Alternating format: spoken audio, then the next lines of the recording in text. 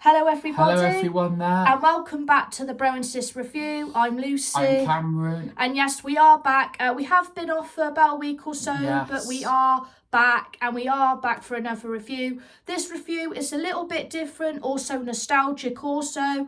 It's a cartoon series from back in the day, 90s, shall we say. Yes. Celebrating its 30th anniversary just days ago. It's probably not what you expected us to go over, but we just thought that it's something different, to talk about. And it's always nice, to go down that nostalgic route, every now and then. But anyway, without any more waiting, it is Dexter's Laboratory. Yeah, and like I said, it did literally just celebrate its 30th anniversary.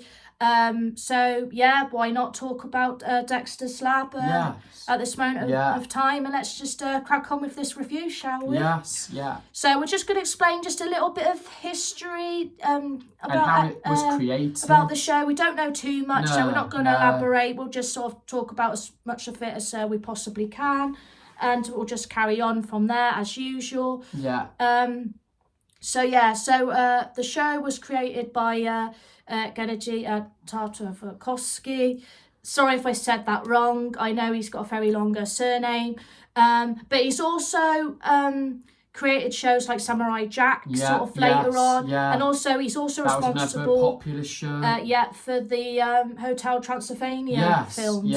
Also later on the animation scenes. But it was really Dexter's Lab that sort of helped him skyrocket really in his career. As many sort of animators do, they sort of start off in college. They make a few films, and he was at the school of the Californian Institute of Arts. And a few well-known animators had gone there, like Craig McCracken, who you might know, the creator of Powerpuff Girls. And he was, basically, he would have 4 pilots that were actually aired, for Dexter. Yeah, so I think it was around sort of the year of 1995. Yes. Where there was a cartoon show. Yeah. I think they were trying to introduce original cartoon series to Cartoon Network onto the block, for the channel at the time, because I think back then it was more sort of like the old cartoons. It was like you would get Hanna-Barbera and then like Looney Tunes, Tom and Jerry and that type of thing. But I think they just wanted more original shows to come in at that point, just again to try and skyrocket, I guess, Cartoon Network a little bit more, making it more established for its own shows rather than like old stuff from like years before. So it was a good move. And of course, the first original cartoon was Dexter's Lab. Yes. That more well regarded, shall we say. And I think it just got picked. It was well liked by the viewers as well. I think it gained about 12 million views for that first. Which, was probably good. Yeah, very good. It was successful. And I think Genndy just pitched it to the series, to Fred Siebert. He was sort of in charge of the animated short showcase of What a Cartoon back in the day. And basing it on his student films, really. Yes. And it just skyrocketed from there. It also had a good cast at Dexter's Lab as well. Some well-known voice actors in there, which again you'd probably be familiar with in like the sort of animation circuit. So you had Jeff Bennett in there, Kath Soyce. Yes. You also had others credits in there like Rob Paulson, Tom Kenny, Frank Welker as well, as you all know, very well established voice artists. And then Dexter's also voice. So he had 2 voices over the time. There was 2 changes, wasn't there? Yes. So there was of course the late Christine Kavanagh as Dexter. She did a good job as him. And then later on he was voiced by Candy Milo. But I think there was actually a reason why I think that Tartakovsky didn't want to reboot the series again, because of Christine Kavanagh's death, unfortunately, back in 2014. So I think he just felt it didn't seem right, even though that he did have another voice artist after Christine Kavanagh, but perhaps he just didn't feel it was right. I'm not too sure. But obviously it is risky to do reboots these days, so I guess you can see his point, because Dexter was so successful back in the day, because it really was. But yeah, good voice actors in there, well known. Like we said. So why do you think that Dexter was successful back in the day? And it does show that nostalgia, doesn't it? Well, I just think maybe the reason it did well is because, again, it's like sci-fi. You've got a bit of sci-fi in there, a bit of comedy. Yeah, you've got a bit of everything, slapstick, and it was just like, something different at the time. And the fact that like he had a laboratory that was hidden in his bedroom. Yeah, just like a small sort of little child. And like his parents, didn't know anything about it. And also I think, and also the relationship with him and Dee Dee, his sister. The sort of classic sibling sort and then of course the other dynamic. Fan favourite character, Mandark. Who was his like arch rival in the show. They had a fair few run-ins. And also I think in the first 2 seasons they had Monkey.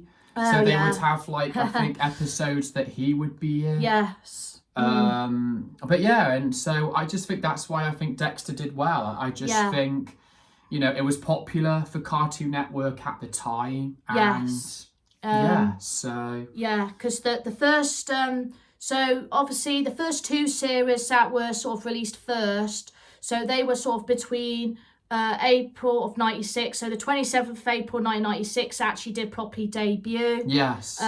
Fully. So of course literally like 30 years ago, shall we say, until the 15th of June of 98. And then just a few years later it did come back. It did, for another 2 seasons. Yeah, a few years. So that was between November of 2001 to November of 2003. So 4 seasons altogether. Which isn't bad. 78 episodes, so not bad. Yeah. I mean, some people maybe, again, could have said it could have lasted longer, but as you mentioned, because of the death of, Dexter's I think, I don't know if it was maybe just that, or perhaps they just thought, but don't forget he was also working on other projects after Dexter. And, there was Samurai Jack. Tartakovsky, so maybe he just thought, I just want to concentrate on, because he knew Dexter was successful, so...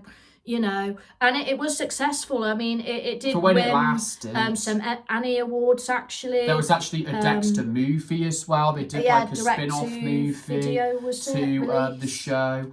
I think that did pretty good in the VHS sale. Okay. Like with VHS. Definitely back in the day for that well, one. yes, but I think that came out in 2000, or it could have been 2001. And then it had like various like nominations as well. So all in all, it did pretty well. I think, like we said, people still regard it as a great cartoon from Cartoon Network from back in the day, because it was the most original at the time, the very first. And because I think if it hadn't been for Dexter's Laboratory, actually, I do think that the other cartoons may have not come to light in a way. Maybe. Just because Dexter was like the starting point. Because then you had other shows after that were very successful. And obviously, we'll touch over them shows as well, like the Powerpuff Girls, Johnny Bravo, Courage, The Cowardly Dog. And then Ed, Edd and Eddy. Yeah, those sort of shows. And also shows, like Cow and Chicken. I do think that does get a bit sidetracked. I think though with that one, the problem with that was that it was very short-lived. It was like very it wasn't a lot. It was short. only a few years. But people do remember it, but I just think it was short-lived. And of course, you may have remembered the cartoon of I Am Weasel, which again, don't think it lasted that long again. No. But I think they were the same creator as Cow and Chicken, actually. I Am Weasel. Yeah. But anyway, so shall we go on for the ratings of the Dexter's Lab and the conclusion? And actually, do you want to rate first for this one? Okay. I'll let you go first. I've sort of thought carefully about this one, and I think I'll give it a 7, I think. Okay, a 7. Obviously, I just think because it deserves a 7 from me, because obviously, I have to be honest, I haven't watched Dexter for many years. I was very young, I think, when I first got to it. I mean, I remember it being on like the Cartoon Friday block. I'm sure a lot of you would remember on that very fondly as well.